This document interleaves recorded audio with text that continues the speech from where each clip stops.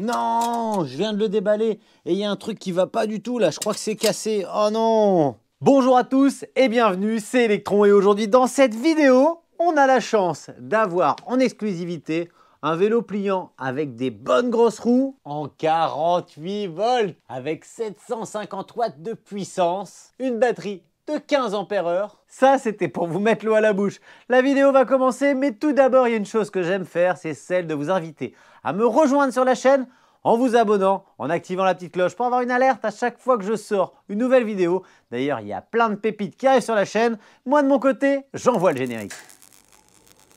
Vous l'avez compris, on va se régaler. Ce vélo, c'est le R8 ou le RW20. On le trouve sur le site de Ride66 et dans cette vidéo, on va tout voir. Dans un premier temps, je vais déballer et ouvrir le carton pour voir ce que je trouve à l'intérieur. On sort le vélo, je fais le montage, je vous explique ce que j'ai monté, on regarde dans quel état j'ai reçu le vélo. Ensuite, on fait le tour de toutes les spécificités. Je l'emmène rider pour tester son accélération, son freinage, sa puissance. On est en 48 volts. Je vais essayer de trouver une belle montée. Ensuite, je l'emmène rider pour faire le test accélération, le test freinage, le test puissance, pour voir un petit peu comment il se comporte, pour pouvoir faire un bilan total de la machine, son autonomie, les plus, les moins. Bref, on va tout voir dans cette vidéo. Installez-vous bien. C'est parti, on commence avec l'ouverture du carton. Un carton que j'ai reçu en bon état.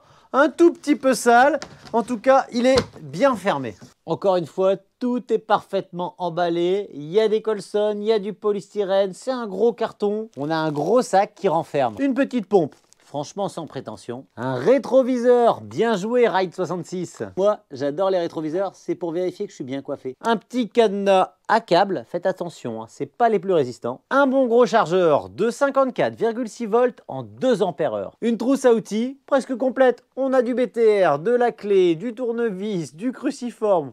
Allez, on continue. La petite sacoche de cadre, peut-être ce qui semblerait être un support de rétroviseur. Un certificat de conformité européen, c'est important, ça peut vous être réclamé si vous avez demandé une prime ou une aide à l'achat. Une notice avec tout le descriptif du vélo, mais c'est en anglais. Une selle en simili qui va être bien confortable, qui va nous permettre de transformer ce petit vélo pliant avec panier et porte-paquet en mini cargo. Et bien entendu, une selle.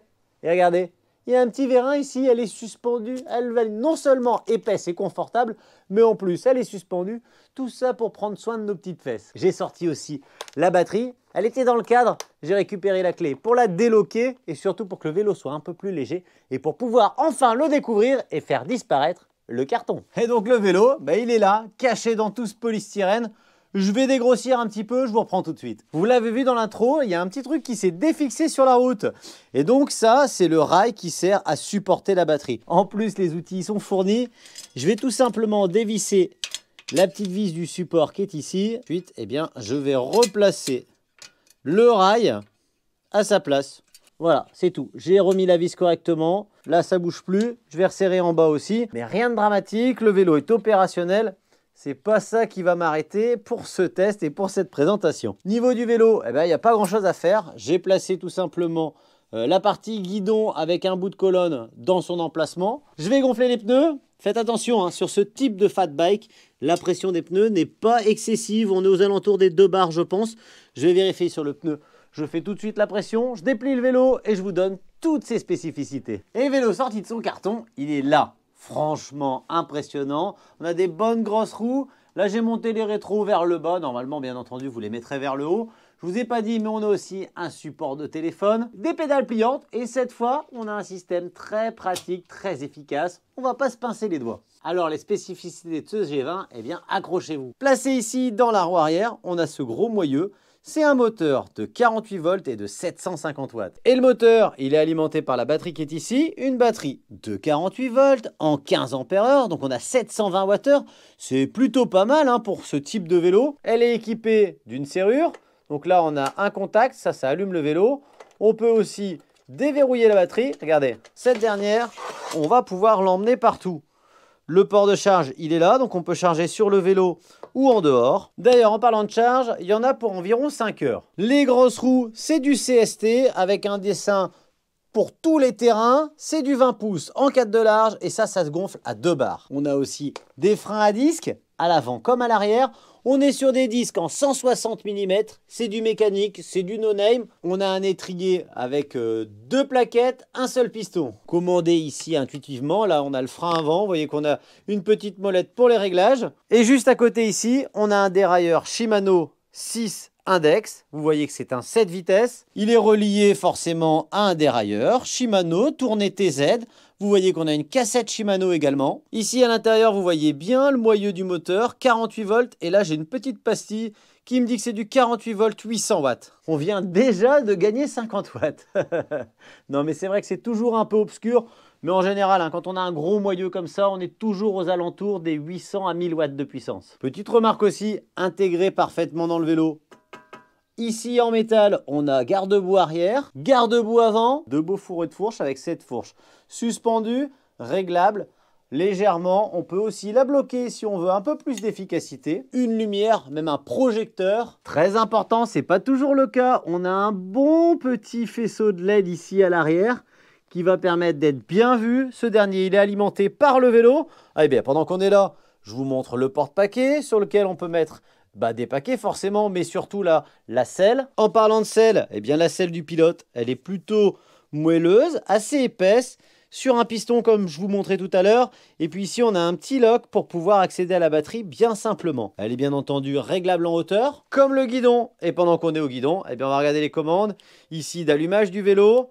On va changer les modes ici, on va changer le menu qui va être affiché ici sur le display. Un très beau display bicolore avec niveau de batterie ici en pourcentage et en dessin. Ici en plein milieu, vous allez avoir le choix entre la vitesse moyenne, la vitesse max ou la vitesse instantanée. Avec les boutons plus et moins, je vais pouvoir changer de mode de conduite. Et ici, là en bas, avec le bouton d'allumage en appui court, vous allez pouvoir changer le kilométrage total, le trip journalier ou enfin le temps d'utilisation. Petit support de smartphone sans prétention, mais je le connais déjà. Il a bien le mérite de tenir le téléphone bien en place.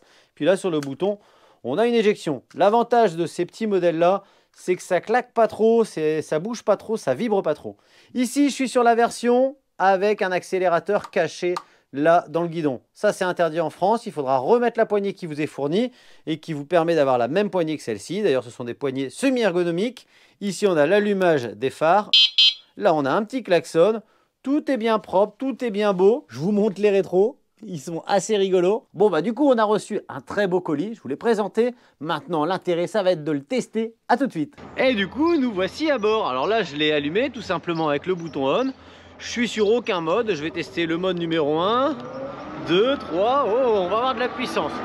D'abord, je m'arrête. On regarde si le vélo est réactif. Avec le test habituel, attention pour le tour de pédale.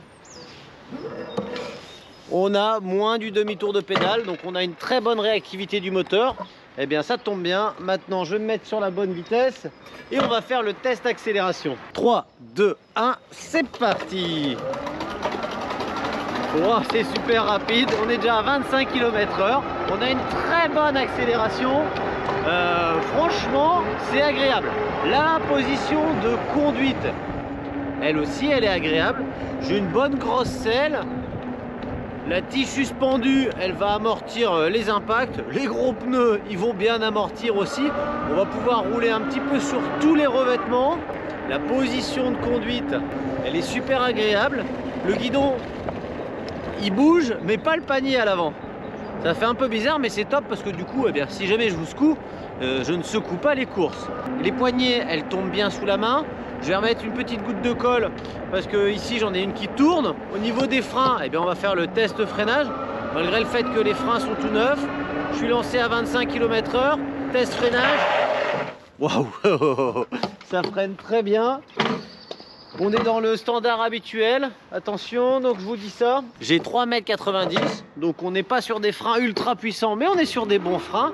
On est dans la moyenne, clairement, rien inventé. Les petits rétros, c'est super sympa. Moi, je les ai mis à l'envers en bas, mais ça permet, quand on roule un petit peu vite, si on n'est pas bien à l'aise, de se retourner. Clairement, l'accélération, elle est on-off. Quand je tourne les pédales, ça accélère. Ici en bas au niveau du câblage, il faudra bien passer vos câbles, sinon ils vont avoir tendance à bouger le garde-boue. Donc je comprenais pas au début pourquoi le garde-boue se mettait de travers. Mais voilà, j'ai rajouté un petit Serflex et maintenant je suis plus embêté. Position de conduite est sympa, tous les boutons tombent bien sur les mains. En vitesse 1, j'ai une assistance à 6 km/h. En vitesse 2, je suis à 15 km/h. En vitesse 3, je suis à 20 km/h. En vitesse 4, je suis à 25 km/h. C'est celui-là qu'il faudra utiliser sur nos routes françaises. Et la VMAX, les amis, elle est à 41 km/h. Ne le dites à personne. Le châssis est plutôt solide. Les commandes tombent bien sous la main. Le dérailleur n'est pas très bruyant. Je vous laisse écouter un changement de vitesse à l'accélération.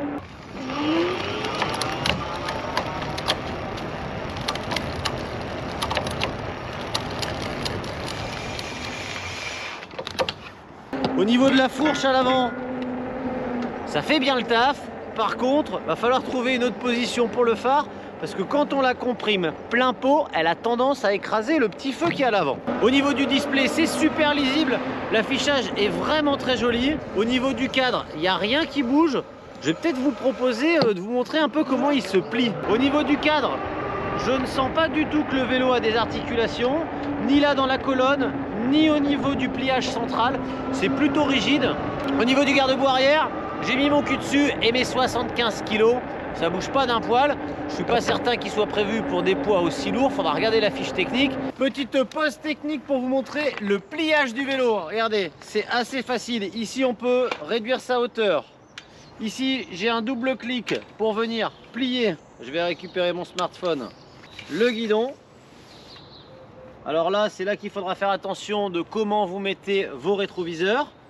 Et ensuite, eh bien, tout simplement, ici, je viens ouvrir le lock de milieu de potence et cela me permet de plier le vélo en deux. J'aurais dû rentrer la béquille avant, mais je me retrouve avec un vélo, voilà, qui prend quand même un peu de place, qui reste assez lourd. Si mes souvenirs sont bons, il fait 27 kg, mais voilà, ça permet de mettre ce vélo là dans le coffre. On n'a pas de démonte rapide ici au niveau des roues. Par contre, pour le reste, ça va super vite. Il suffit tout simplement de redresser le vélo. Je remets la colonne, je pousse, je clip et nous voilà repartis. Donc système de pliage validé, mais le vélo reste encombrant. À l'avant, on est sur un garde-boue qui bouge un petit peu. Il y a un seul point de fixation. À l'arrière, ça bouge moins. On est sur du garde-boue tôle avec 2 points de fixation. Les pneus sont géniaux, ça passe partout. C'est des gros boudins. On peut rouler dans le sable, dans la terre, dans la boue. Enfin bref, partout quoi. Par contre, ils sont larges et du coup, ça consomme forcément. Donc en autonomie, on va quand même pouvoir aller chercher les 50 km. Si on fait les barbares, qu'on roule plein pot sur route privée, il y a des chances qu'on en fasse beaucoup moins, aux alentours des 25-30 km. On va parler du tarif. Le tarif, il est à 999 €. On le trouve sur le site Ride66 que je vous mets en description. Le modèle, c'est le R8. Et clairement, par rapport à la puissance du moteur et la batterie, on en a quasiment déjà pour son argent. Le reste est bien élaboré. Du coup, ça fait pas de fausse note. Le bilan, eh bien, je vais quand même trouver quelques petits points, toujours pour chatouiller un peu la bête. Les garde-boue, j'aurais aimé qu'ils soient un petit peu plus solides avec un petit renfort. On est sur un vélo pliant mais qui est quand même encombrant. Le petit système de batterie qu'il a fallu que je revisse à l'ouverture. Et c'est tout pour les défauts. Tout le reste, c'est que de la qualité. Ce que j'aime, c'est son confort. Ce que j'aime encore plus, c'est sa grosse batterie et sa puissance. Son look, parce que franchement, il est très joli. Et la finition dans la globalité, le vélo est très bien fini. Et puis clairement, qu'il soit filé avec le support de téléphone, les rétroviseurs, la béquille latérale, le panier à l'avant, le porte-paquet arrière. Bref, il y a plein d'options comme la selle suspendue, la selle à l'arrière. Bref, un vélo super bien optionné avec un bon éclairage. Et ben voilà, je vous le rappelle, le lien il est en description. Je vous remercie d'avoir suivi encore une de mes vidéos. Foncez vous abonner si ce n'est pas déjà fait. Je vous dis à tous à très bientôt et je vous souhaite comme d'habitude de bons rides.